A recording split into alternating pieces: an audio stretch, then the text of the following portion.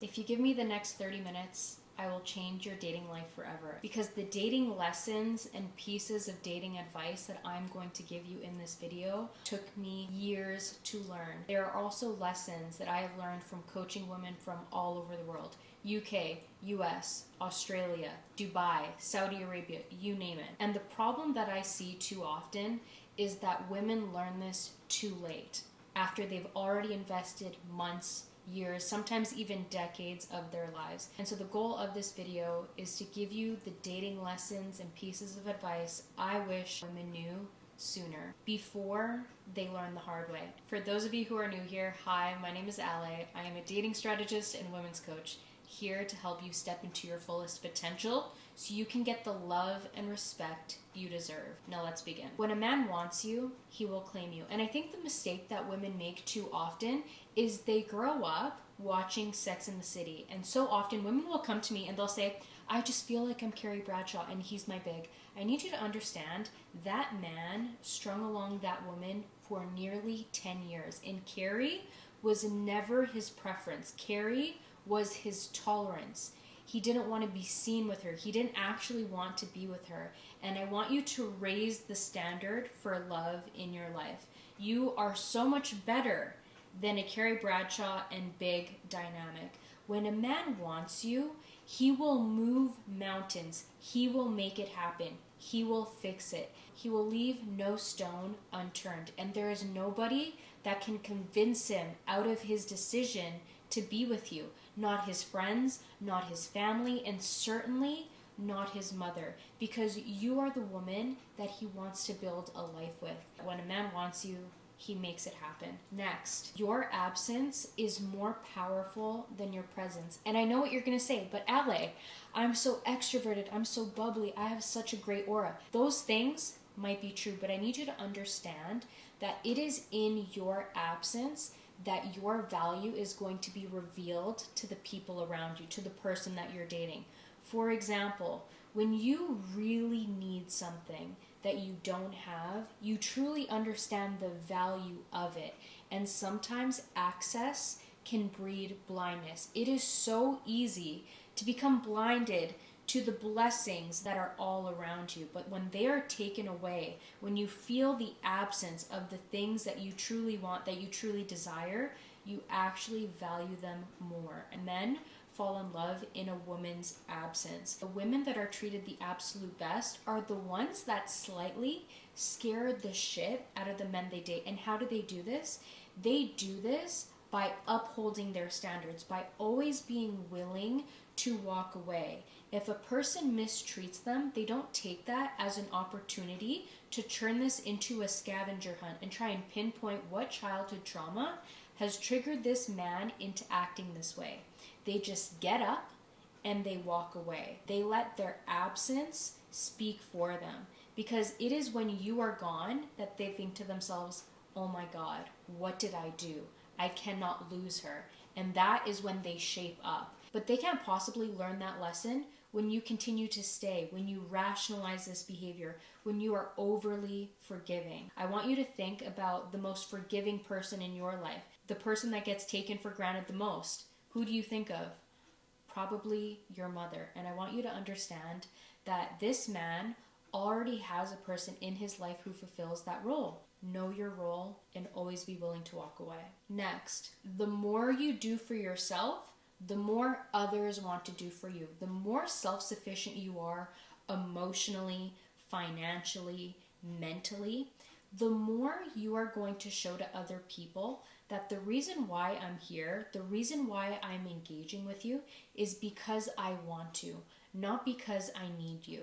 People want to feel wanted, not needed. And if you show a person that they are the center of your world, that is going to create a dynamic that is not healthy, because they are going to think to themselves, oh, she'll always be there. She's not going anywhere. You can never, ever allow somebody to think that, because the moment they start to think that, that is when they are going to start to disrespect you. And so you stay in your power when you are always willing to walk away, when you are self-sufficient, when you are financially independent, when you are able to take care of yourself in the way you want to be taken care of. Because remember, it is the attitude you have about yourself that another person is going to adopt.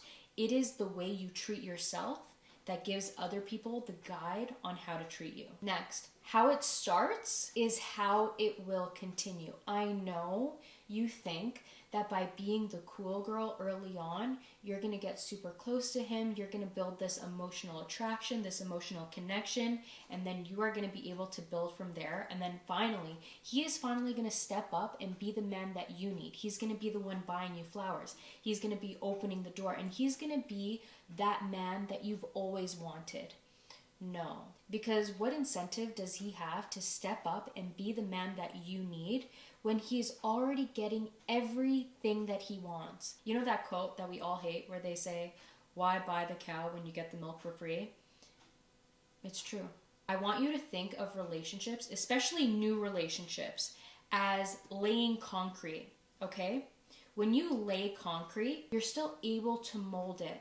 But after a while, it solidifies. And once it is solid, it is so difficult to change. And so do not accept the unacceptable. And the best way I can illustrate this is I want you to think about the people that you have had the longest relationships with. Your parents, your siblings, your long-term relationships. It is so difficult to address some disrespectful behaviors within those relationships because they have known you for so long. And so that's why those relationship dynamics are so difficult to change, because they think to themselves, oh, she's not going anywhere. And then you go no contact with your sibling, with your family member. And then all of a sudden, it's like, oh my God, I don't recognize this woman that's being presented to me. And that is because you have finally put your foot down. And sometimes it takes those extraordinary measures to finally be taken seriously. And sometimes even when you do that, nothing changes. And so I want you to remember, how it starts is how it will continue. Next, the right man will never put himself in a position to lose you. I promise you that. Nobody who is in love with you, who respects you, who values your connection is ever going to put you in a situation where you are made to look like a joke, like an absolute fool. And I know what you're going to say, but they have this crazy childhood trauma. They've been through so much. And yes, so have you. So have you. And you are on the receiving end for all of this nonsense that you did not deserve. It is possible to be understanding and empathetic towards someone's childhood while still holding them accountable. And people will only treat you as poorly as you allow. All healthy relationships require respect and trust. And if you do not have those things, you have nothing. Next, your partner should not know your deepest insecurities. And I know some of you are going to fight me on this, but I truly believe that there are some things that should stay between you and your therapist, between you and your journal, between you and a trusted coach. Because if this information gets into the wrong hands, they could potentially weaponize your insecurities and use them against you.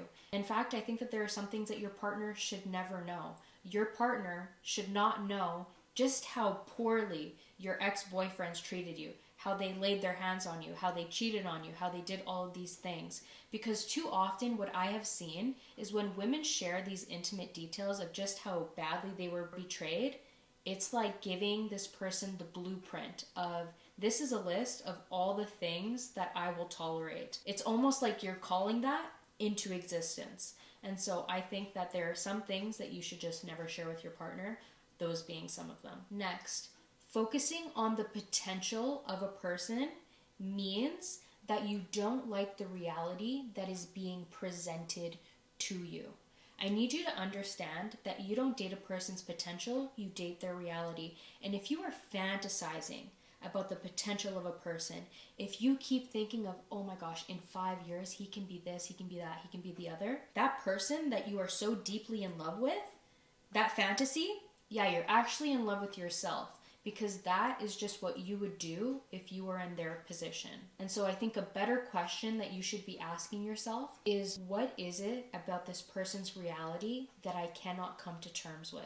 And I want you to ask yourself, if this person never changed that aspect of themselves, could I still see myself in a long-term relationship with them and be happy? And could I see myself being loved by this person in this way for the rest of my life? Because that will give you a clear indication of your compatibility. Next, if you are dating a family-oriented man, I need you to understand that you absolutely marry the family as well. And so if you are in the dating stages and he is not protecting you from his family, and I'm not saying that they're coming to beat you up. What I am saying is, how does he respond when his mother or his father says some kind of out-of-pocket comment towards you? Does he step in? Does he stop the disrespect? Because like I mentioned before, how it starts is how it continues. And I need you to understand that after a while, the audacity typically just goes up from there. If you think, oh, she'll come around to me, she'll be nice. No. If his mother doesn't like you, she doesn't like you. And you getting married is not going to change that. But what is going to change that is your partner's ability to set boundaries and enforce them. And he needs to be able to protect you, because I promise you, you are not going to be intimately attracted to your partner if he is not able to stand up for you in front of his parents, in front of his siblings, because you will not feel safe. And if you do not feel safe in your relationship, that is going to cause all kinds of problems. And so this is not something that automatically goes away. These are problems that just become magnified over the course of your relationship, from when you're dating to when you're married. And God forbid, if this happens, you guys have children and this continues, I promise you, the audacity, up from there. Up from there. Don't say I didn't warn you. Don't say I didn't warn you. Next, trust your gut. I cannot tell you the number of times that I have had clients come to me where they said, I knew that he was going to cheat on me. I knew that I needed to pay attention to this conversation that we had 6 years ago. I remember the moment he said this one line. There was something in me that was just triggered. There is absolutely no coincidence that you remember a single sentence from a conversation you had 6 years ago with your partner. There are some things that you just have to trust, and your gut is one of them. Trust your intuition, because if you don't, I promise you will regret it every single time. Truly, I have done it myself. When I think about the long-term relationship that I had where I was engaged, I was pregnant, I can think back to the very first conversation that I had with my partner 5 years prior, and I can pinpoint certain red flags that continue to present themselves throughout our relationship. And had I listened to my intuition, had I listened to my gut, I could have saved half of my 20s. If you are a mother sharing this video with your children, trust your gut, ladies. It is never wrong. Next, his friends matter. If you go and you meet his friends for the first time and you think to yourself, why does he hang out with all of these losers? He's the best one. I hate to break it to you, but he is a loser. And soon you will find out why they are friends. You have to understand that on a psychological level, there is a reason why they connect. If their friends are not loyal to their partners, if their coworkers aren't loyal to their partners, if their friends do not treat women well, I need you to understand that you become like the people that you spend the most time with. If your relationship is in trouble, or if you're on the verge of breaking up and he turns to these so-called friends for relationship advice, do you think that they are actually going to be providing sound advice, or are they going to be encouraging destructive behaviors? I actually have a story for you guys. When I was engaged and living in Sydney, I will never forget this interaction that I saw. And I had another one of those gut instincts where I was like, Ale, you need to pay attention to this. And so what happened was we were in the mall, we were grabbing smoothies, and then all of a sudden, my fiance saw one of his coworkers, and his coworker was also with his partner. And so he comes over, and then we're talking, we're chatting, whatever. And then he sees the ring on my finger, and I had a lovely ring, I will say that. I still have it somewhere. But anyways, he said, oh, when did this happen? When did you guys get engaged? And so then my ex was filling him in, and you know what his coworker did? He looked at his partner, he put his finger in her face, and he said, don't you get any ideas? And my ex laughed it off, and I was absolutely mortified. And I thought to myself, who talks to their partner like that, let alone someone that they're meeting for the first time? I often think about just how mortified she must have been, because she was meeting me for the first time, my ex-fiance for the first time, and I thought, who treats their partner like this? Not just in private, but in public? That was just humiliating for me to experience. It felt degrading for me to see as a woman. And afterward, when I brought it up to my ex-fiance, he said, oh, he was just kidding. He didn't mean it. Next, people value what they work for. And I know what you're going to say. Ale, I know someone who knows someone who knows someone where they got together on the first night and now they've been married for 10 years. Well, Merry Christmas and happy birthday to you. I also know somebody who was in a terrible car accident and they miraculously survived despite not wearing a seatbelt. But every time I get into a car, I wear a seatbelt because I know the vast majority of the time I am not going to be the exception, I am going to be the rule. Moving on. Your boundaries are only as strong as your ability to enforce them. And if you are going to be bold enough to state your boundary, I need you to have an expectation that this person is going to test that boundary. And if and when they do, you need to be fully prepared to show them the consequences of testing that boundary. Because if you don't, that becomes an invitation for more. And not only are you losing this person's trust because you're not following through on what you said you would, but also they lose respect for you. And when there is a loss of respect, that becomes a breeding ground. A breeding ground for nonsense. And remember what I always tell you guys. The reward for putting up with nonsense is more nonsense. Next, the 3 occasions where you need to take a man by his word is when he is drunk, when he is angry, and when he is joking. Repressed emotion has all kinds of ways of coming to the surface. And I cannot tell you the number of times that I have had clients coming to me where they said, you know, he made this joke, but it was just way too malicious for me to ignore. And I felt like there was some truth to it. And behind every joke, there's always some truth to it.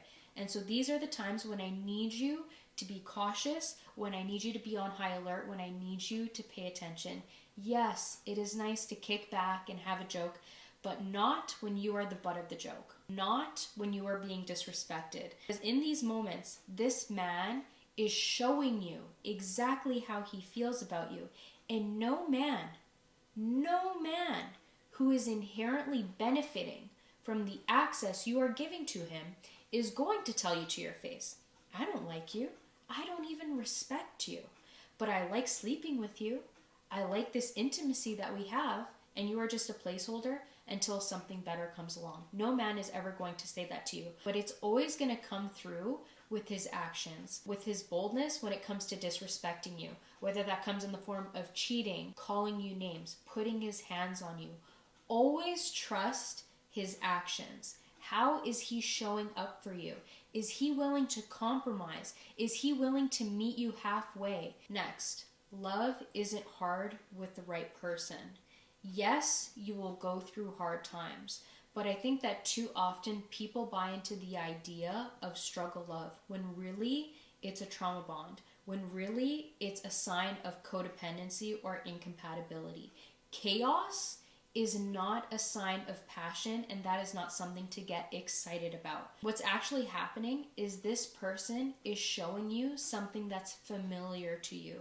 And so I want you to remember that a dysregulated nervous system is always going to choose a familiar hell rather than an unfamiliar heaven. And so you could be in a relationship where you are treated so poorly, where you are crying yourself to sleep, but you choose this relationship dynamic over and over again because being with this person allows you to reenact the dynamics that you saw growing up between your parents. And I want you to understand that that is your programming. And at any point, you can decide, this is not how my life is going to end. And this is not going to be my definition of love forever. And then you can take the necessary steps to regulate your emotions, to make a better choice and be intentional about the people that you pick. Choose the man that brings you peace, not emotional roller coasters. I want you to understand that when you are choosing a partner, when you are choosing a husband, you are not just choosing the person that you are going to be intimate with. This person is going to be the person that is by your side through the harshest winters of your life, through the death of your parents, through the death of a loved one, through the death of a sibling or a child. This is going to be the person that you potentially raise children with. And so if he is not treating you the absolute best, like the queen that you are, and then all of a sudden you think that by bringing a child into the situation, that is going to be the thing that triggers him into being emotionally available, that triggers him into wanting to be a better man, and he is going to step up, face his traumas and face his addictions, and then finally he's going to be the father you know your children you deserve. When he hasn't shown you that over the course of your relationship, when it's just between you two, remember what I said before. That potential that you see, that is just what you would do if you were in his situation. That is not actually a clear depiction of what your reality is or what it will be in the future. And the last piece of dating advice that I'm going to share with you might be my most controversial take, but I stand by it and I will continue to stand by it till the day I die. The relationship dynamics that stand the test of time are when the man and the woman love each other equally, or, and preferably, when the man loves the woman just a little bit more. Like she is on a pedestal. He adores her. Those are the two relationships that stand the test of time. But when the woman loves the man more, it never works. That is a first-class ticket to the lowest point of your life, no returns. And the reason why that is because a woman can grow to love a man. And so if he loves her more, she can grow to love him. And then eventually, it can become more equal. But a man will never grow to love a woman. When a man loves a woman, he knows from the jump. He's immediately interested in her. He knows pretty quickly, I want to marry this woman. I want to be in a relationship with this woman. There is that certainty from the get-go. And if that is not present, it's a no-go. I want you to think of The Office. Pam grew to love Jim. Jim knew he loved her from the moment he saw her. And we've all heard love stories and wedding speeches that go exactly like this. And it's the man speaking. Yeah, I was really into her, but she brushed me off. And so we were friends for a while, but I always knew I wanted to be with her. And finally, the day came where we were able to take our friendship to the next level. And it's been great ever since. We've heard that time and time again where she was brushing him off. And then finally she came around and now they're together. You know what you don't hear? Is when that love story is told by a woman. You will never hear that for two reasons. Number one, because it doesn't happen. And two, when it does, the woman is slightly mortified. Because I don't care who you are, women want to feel pursued. And when women feel like they like their partner more, when they love their partner more, they feel slightly ashamed and they feel embarrassed. And so that's why those are the only two relationships that stand the test of time. If you want to be happy in a relationship, he has to love you just a little bit more. It can be a lot, it can be a little. Preferably, it's just a little bit, but it's true. Now, if you made it to the end of this video, I want you to share which piece of dating advice resonated with you the most. And I want you to tell me why. Why does this resonate with you? And I want to have a conversation in the comment section. If you are watching this on YouTube, be sure to subscribe so that when I post new content, you can be the first to see it. And if you are listening to this on the podcast, be sure to leave a review, and I'll see you in the next one.